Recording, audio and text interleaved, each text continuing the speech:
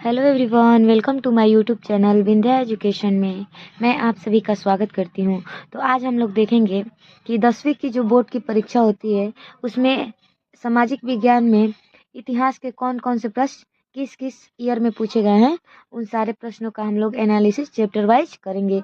तो ये आज आप लोग का पार्ट 1 है, जिसमें हम लोग हिस्ट्री के यूरोप में जो राष्ट्रवाद चैप्टर है उस चैप्टर के सारे प्रश्नों को हम लोग देखेंगे कि कौन कौन साल में पूछे हुए हैं और उनके बारे में हम लोग चर्चा भी करेंगे। तो चलिए बिना देरी करते हुए हम लोग पहले प्रश्न को देखना शुरू करते हैं। और ये जो पहला प्रश्न है ये 2015 के एग्जाम में पूछा हुआ है। तो देखिए, पहले प्रश्न में पूछा हमसे कि 1870 में फ्रांस और प्रुसिया के बीच युद्ध कहाँ हुआ था। तो हमारा आंसर होगा सेडोन में।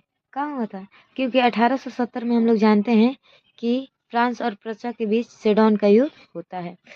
और इसी के बाद से क्या हो जाता है, 1871 में फ्रैंकफर्ट की संधि होती है। उसके बाद से जर्मनी पूरे यूरोप में एक शक्तिशाली देश बनकर उभर कर सामने आता है।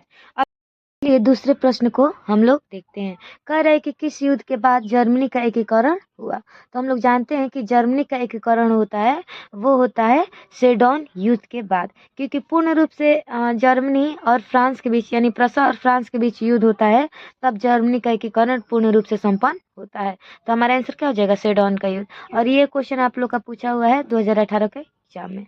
अगला प्रश्न देखिए क्या कर रहा है। 3 नंबर कह रहा है कि यूरोप का मरीज किसे कहा जाता है। तो यूरोप का मरीज कहा जाता है तुर्की को। तो इसको भी आप लोग जरूर ध्यान रखिएगा। देखिए, हो सकता है कि आवाज़ थोड़ा क्लियर नहीं आता हो, क्योंकि वह पता नहीं क्यों, मतलब कुछ दिनों से आवाज़ बहुत गड़बड़ चल रहा है। शायद मौसम चेंज हो रहा है, इसलिए मैं कुछ दिन से वीडियो भी नहीं बना पा रही हूँ, क्योंकि आवाज़ सही से क्लियर नहीं आ पा रहा है। लेकिन फिर भी आज बनाना पड़ा, क्योंकि बहुत कम टाइम बच गया है एग्जाम में आप लोग के। इसलिए अब आवाज़ जैसा भी आए क्वेश्चन कराना ज़रूरी है। ठीक है, तो चलिए, हालांकि आप लोग पढ़े हैं लेकिन एक बार रिवीजन कर लीजिएगा तो और अच्छा रहेगा। अगला प्रश्न देखिए, कह रहा है कि यंग यूरोप का संस्थापक कौन था। तो यंग यूरोप का संस्थापक था, वो था मेजनी। अच्छा, मेजनी ने यंग इटली और यंग यूरोप दोनों की स्थापना किया था। यंग इटली की स्थापना 1831 में। कब किया था? 1831। और यंग यूरोप की स्थापना 1834। हालांकि आप लोग एनसीईआरटी में देखिएगा तो उसमें 1833 बताता है। और आप लोग के एससीईआरटी में, बिहार एससीईआरटी के बुक में यंग यूरोप की स्थापना मेजनी के द्वारा 1834 में बताया गया है। और यंग इटली की स्थापना बर्न में किया गया था, और यंग यूरोप की स्थापना मार्सेई में किया गया था। तो दोनों जरूर ध्यान रखिएगा। चलिए हम अगले प्रश्न को भी देखते हैं। देखिए, अगले प्रश्न में कह रहा है कि टीपू सुल्तान शासक थे। और ये आपका क्वेश्चन पूछा हुआ है 2019 में। तो टीपू सुल्तान कहाँ के शासक थे? मैसूर के। मैसूर को वर्तमान में कर्नाटक के नाम से हम लोग जानते हैं। और ये जो टीपू सुल्तान थे, जब फ्रांसीसी क्रांति हुआ था और उसके बाद समानता, स्वतंत्रता, बंधुत्व के नारों का उन्होंने एक तरह से भारत में भी प्रचार प्रसार किया था। और फ्रांस में जो जैकोबियन दल बना था उसकी ये सदस्यता भी लिए थे। तो इसको भी आप लोग जरूर ध्यान रखिएगा। तो देखिए, अगला प्रश्न क्या कह रहा है। कह रहा है कि गेरिबाल्डी पेशे से क्या था। तो गेरिबाल्डी पेशे से था नाविक। और दक्षिण इटली का एकीकरण इसने ही किया था। और जो लाला लाजपत राय थे भारत के, उन्होंने गेरिबाल्डी के त्याग के बारे में भी लिखा था। तो ये क्वेश्चन पूछ सकता है कि गेरिबाल्डी के त्याग के बारे में भारत के किस स्वतंत्रता सेनानी ने वर्णन किया है। तो लाला लाजपत राय। इसको भी आप लोग जरूर ध्यान रखिएगा। अगला प्रश्न देखिए, कह रहा है कि फ्रैंकफर्ट की संधि पर हस्ताक्षर कब हुआ था। तो ये जो फ्रैंकफर्ट की संधि है, इस पर हस्ताक्षर हुआ था 10 मई 1871 में। और ये किस युद्ध के बाद हुआ था? तो सेडोन युद्ध के बाद हुआ था। तो इसको भी आप लोग जरूर ध्यान रखिएगा। अगला प्रश्न देखिए, कह रहा है कि 1871 में कौन सी संधि हुई। देखिए, अब इसी क्वेश्चन को कैसे पलट दिया है। अब पूछ रहा है कि 1871 में कौन सी संधि हुई। तो फ्रैंकफर्ट की संधि। ये जर्मनी का एक जगह है फ्रैंकफर्ट। यहीं से सेडोन युद्ध के बाद फ्रांस से फ्रैंकफर्ट की संधि हुआ था, क्योंकि सेडोन के युद्ध में फ्रांस हार गया था। देखिए, कह रहा है कि जर्मनी के एकीकरण के लिए कौन उत्तरदायी था। तो जर्मनी के एकीकरण के लिए हम लोग जानते हैं कि बिस्मार्क उत्तरदायी था, क्योंकि जर्मनी का एकीकरण प्रुसिया के नेतृत्व में हुआ था। ठीक है, और ये जो बिस्मार्क था, ये रक्त एवं लौह की नीति के द्वारा जर्मनी का एकीकरण इसके नेतृत्व में पूर्ण हुआ था। और ये हीगल को बहुत ज़्यादा, हीगल के बताए गए रास्तों पर ये बिस्मार्क चलता था। हीगल दार्शनिक है। अगला प्रश्न देखिए, कह रहा है कि इटली के एकीकरण में निम्न में से किसका संबंध नहीं है। तो देखिए बिस्मार्क जो है इसका जर्मनी के एकीकरण से संबंध है। मेजनी का संबंध इटली के एकीकरण से है, लेकिन ये इटली का एकीकरण कर नहीं पाया था। और काउर भी इटली के एकीकरण से संबंधित है और गैरीबाल्डी भी इटली के एकीकरण से संबंधित है। तो मेजनी और काउंट काबूर और गैरीबाल्डी इन तीनों का नाम इटली के एकीकरण से संबंधित है, जबकि बिस्मार्क का जो संबंध है वो जर्मनी के एकीकरण से है। तो हमारा आंसर हो जाएगा बिस्मार्क। अब देखिए ये मेजनी जो है इनको कहा जाता है कि इटली के एकीकरण का अग्रदूत भी हम लोग इनको कहते हैं। और गैरीबाल्डी ने दक्षिण इटली का एकीकरण किया था सिसिली और नेपल्स का। अगला प्रश्न देखिए, कह रहा है कि इटली और जर्मनी के एकीकरण के विरुद्ध निम्न में से कौन था। तो देखिए इटली और जर्मनी के एकीकरण के विरुद्ध ये देश था जिसका नाम है ऑस्ट्रिया। ऑस्ट्रिया जर्मनी और इटली दोनों के एकीकरण के विरुद्ध में था। अगला प्रश्न कह रहा है कि जर्मनी के एकीकरण का प्रमुख वास्तुकार कौन था। तो जर्मनी के एकीकरण का प्रमुख वास्तुकार कौन होगा, वो होगा बिस्मार्क। ठीक है, तो इसको भी आप लोग जरूर ध्यान रखिएगा, क्योंकि मेजनी और गैरीबाल्डी का संबंध कहाँ से होगा, इटली से होगा, और लेनिन का संबंध रूस से होगा, और बिस्मार्क का संबंध जर्मनी से होगा।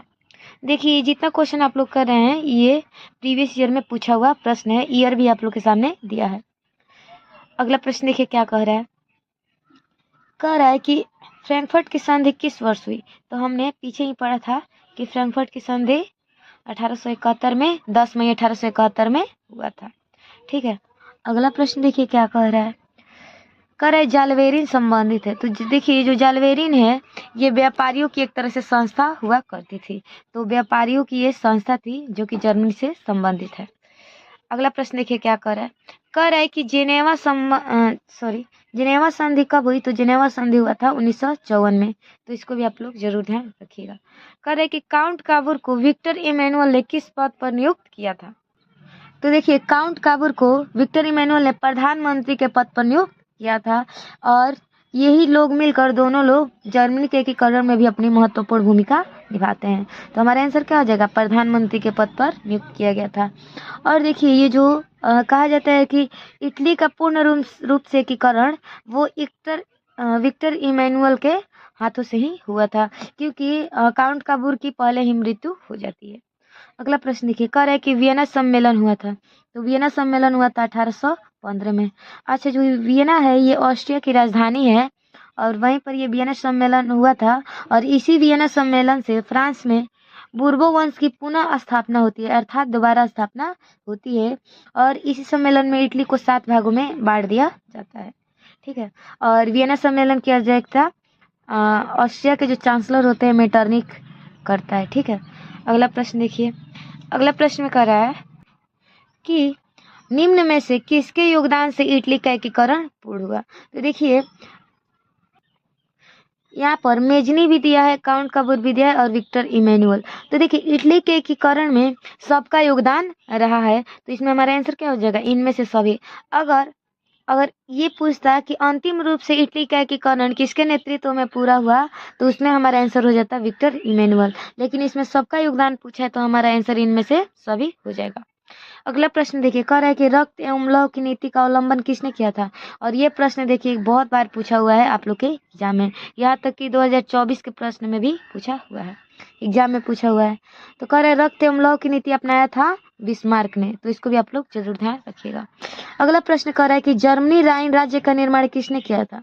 तो जर्मनी राइन राज्य का निर्माण किया था नेपोलियन बोनापार्ट ने। ठीक है, अगला प्रश्न देखिए क्या कह रहा है कि निम्न में से किस सम्मेलन में जर्मनी की क्षतिपूर्ति राशि को कम कर दिया गया। तो देखिए इसमें दिया है लॉसनेस सम्मेलन। इसमें क्या किया गया था, लॉसनेस सम्मेलन में जर्मनी के जो क्षतिपूर्ति हुआ था उसके राशि को कम कर दिया गया था। अगला प्रश्न देखिए, कह रहा है कि हीगेल किस देश का दार्शनिक था। हीगेल किस देश का दार्शनिक था। तो हीगेल जर्मनी से संबंधित है। तो इसको भी आप लोग जरूर ध्यान रखिएगा। अगला प्रश्न देखिए क्या कह रहा है कि वियना सम्मेलन का मुख्य उद्देश्य क्या था। यहाँ पर दिया है आप लोग का कि वियना सम्मेलन का मुख्य उद्देश्य क्या था। ऑप्शन कह रहा है गणराज्यों की पुनर्स्थापना करना, कि लोकतंत्र को पुनर्स्थापित करना, कि राजतंत्र को पुनर्स्थापित करना, कि इनमें से कोई नहीं। तो देखिए जो वियना कांग्रेस का मुख्य उद्देश्य है, इसको सम्मेलन में हम लोग बोलते हैं। तो वियना कांग्रेस का मुख्य उद्देश्य था राजतंत्र को दोबारा स्थापित करना। तो हमारा आंसर हो जाएगा राजतंत्रों को पुनः स्थापित करना, क्योंकि नेपोलियन जो बोनापार्ट था वो बहुत सारे जगहों पर क्या किया था, गणतंत्र की स्थापना किया था, इसलिए ये लोग दोबारा वियना सम्मेलन में राजतंत्र की स्थापना किया। अगला प्रश्न देखिए क्या कह रहा है। देखिए कह रहा है कि फ्रांसीसी क्रांति कब हुई। तो फ्रांसीसी क्रांति हुई थी 1789 में, और तीन फ्रांसीसी क्रांतियां हुई हैं। एक 1789 में, ये बहुत ही महत्वपूर्ण मानी जाती है, और उसके बाद 1830 की फ्रांसीसी क्रांति, और उसके बाद 1848 की फ्रांसीसी क्रांति। तो आप लोग सबको जरूर ध्यान रखिएगा। अगला प्रश्न कर रहा है कि मेजनी का संबंध किस संगठन से था। तो मेजनी का संबंध था कार्बोनरी दल से, ये एक तरह से गुप्त संगठन था, उससे ये संबंध था। अब लाल सेना किसने बनाया था। तो लाल सेना बनाया था गैरीबाल्डी ने। डायट क्या थी। तो डायट संसद का नाम है, जर्मनी के संसद का नाम क्या है, डायट। और जालवेरिन व्यापारियों की एक संस्था थी। अगला प्रश्न देखिए क्या कर रहा है। राष्ट्रीय आंदोलन का केंद्र जेना विश्वविद्यालय कहाँ स्थित है। करे राष्ट्रीय आंदोलन का केंद्र जेना विश्वविद्यालय कहाँ स्थित है। तो ये स्थित है जर्मनी में। तो इसको भी आप लोग जरूर ध्यान रखिएगा। कह रहा है कि कोसुत का संबंध किस देश से है। तो कोसुत का संबंध है हंगरी से। और देखिए कह रहा है 29 नंबर प्रश्न में कि यूरोपियन सभ्यता का पालना किसे कहा जाता है। तो हम लोग जानते हैं कि यूरोपीय सभ्यता का पालना यूनान को कहा जाता है, और ज्ञान विज्ञान कला का भी इतिहास इसी से संबंधित माना जाता है। अगला प्रश्न देखिए क्या कह रहा है। कह रहा है कि प्रथम जेनेवा कन्वेंशन कब हुआ था। तो देखिए जो प्रथम जेनेवा कन्वेंशन कह रहा है ये हुआ था 1864 में। ठीक है। अगला प्रश्न देखिए कह रहा है कि इटली का एकीकरण कब पूर्ण हुआ था। तो हम लोग जानते हैं कि इटली का एकीकरण एक तरह से माना जाता है कि 1871 में। क्यों 1871 में पूरा हुआ। क्योंकि हम लोग जानते हैं कि 1870 में जब सेडन का युद्ध होता है फ्रांस और प्रसा के बीच, तो क्या होता है, फ्रांस उधर युद्ध में उलझता है, तो फ्रांस जो रोम में अपनी सेना रखता है उसको वापस बुला लेता है, और अंतिम रूप से रोम को इटली में मिला लिया जाता है, और इटली का एकीकरण उसी समय पूरा हो जाता है। तो फ्रैंकफर्ट की संधि होती है जिसमें फ्रांस की पराजय हो गई रहती है, तो उसके बाद से इटली का एकीकरण पूर्ण हो जाता है। अगला प्रश्न देखिए कह रहा है कि लुई फिलिप किस देश का शासक था। तो लुई फिलिप शासक था वो फ्रांस का शासक था, क्योंकि लुई फिलिप के समय ही क्या होता है, फ्रांस में 1848 की क्रांति होती है। तो पूछेगा कि लुई फिलिप किस देश का शासक था। तो फ्रांस का। अगला प्रश्न देखिए निम्न में से कौन मित्र राष्ट्रों के गुट में शामिल नहीं था। तो इसमें कह रहे ब्रिटेन, जर्मनी, फ्रांस और रूस। तो हम लोग जानते हैं कि ब्रिटेन, फ्रांस और रूस ये क्या थे, मित्र राष्ट्र में थे, लेकिन जर्मनी ये त्रिगुट में था, या फिर हम लोग इसको धुरी शक्तियां भी बोलते हैं। अगला प्रश्न कर रहा है कि बोहेमिया निम्न में से किस देश के अधीन था। तो ये जो बोहेमिया था ये ऑस्ट्रिया के अधीन देश था, तो इसको भी जरूर ध्यान रखिएगा। जो ऑस्ट्रिया देश है इसके अधीन कौन था, बोहेमिया। अगला प्रश्न देखिए क्या कर रहा है। कह रहे 1871 में विलियम प्रथम कहाँ का सम्राट बना। तो 1871 में विलियम प्रथम सम्राट बना था जर्मनी का, तो इसको भी आप लोग जरूर ध्यान रखिएगा। अगला प्रश्न देखिए क्या कह रहा है कि लुई 16वें को फांसी कब दिया गया। तो लुई 16वें को फांसी दिया गया था 1793 में। जब फ्रांसीसी क्रांति हुआ था ना 1789 की क्रांति, उसके बाद से 1793 में लुई 16वां को भी फांसी दे दी जाती है। अगला प्रश्न कह रहा है कि पोट्सडम की घोषणा के बाद किसने आत्मसमर्पण किया। तो देखिए यहाँ पे पोट्सडम की घोषणा के बाद जापान ने आत्मसमर्पण किया था, तो इसको भी आप लोग जरूर ध्यान रखिएगा। अगला प्रश्न देखिए क्या कर रहा है कि सार्डिनिया का राजा कौन था। तो सार्डिनिया का राजा था विक्टर इमैनुअल। ठीक है। इससे पहले जो था चार्ल्स एल्बर्ट, तो चार्ल्स एल्बर्ट की मृत्यु हो जाने के बाद विक्टर इमैनुअल राजा बनता है। और कह रहा है कि इटली के एकीकरण का प्रमुख नायक कौन था। तो देखिए इटली के एकीकरण में मेजनी ने भी अपनी महत्वपूर्ण भूमिका निभाई, काउंट काबूर ने भी अपनी महत्वपूर्ण भूमिका निभाई, और गैरीबाल्डी ने भी अपनी महत्वपूर्ण भूमिका निभाई। तो इसमें से हमारा आंसर हो जाएगा इनमें से सभी। तो चलिए आज हम लोगों ने यूरोप में राष्ट्रवाद से पहला अध्याय हिस्ट्री के जो भी प्रीवियस ईयर पूछा गया है उसका हम लोगों ने एनालिसिस कर लिया है। कल हम लोग अध्याय 2 में हिस्ट्री के जो प्रश्न पूछे गए होंगे उसको हम लोग एनालिसिस कर लेंगे। तो ऐसे एक एक चैप्टर करके हम लोग प्रयास करेंगे कि हिस्ट्री के जितने भी क्वेश्चन पूछे गए उनको देख लें। अगर टाइम रहेगा तो मैं पॉलिटी के भी क्वेश्चन आप लोग को करा दूंगी। तो चलिए मिलते हैं नेक्स्ट वीडियो में, तब तक के लिए धन्यवाद।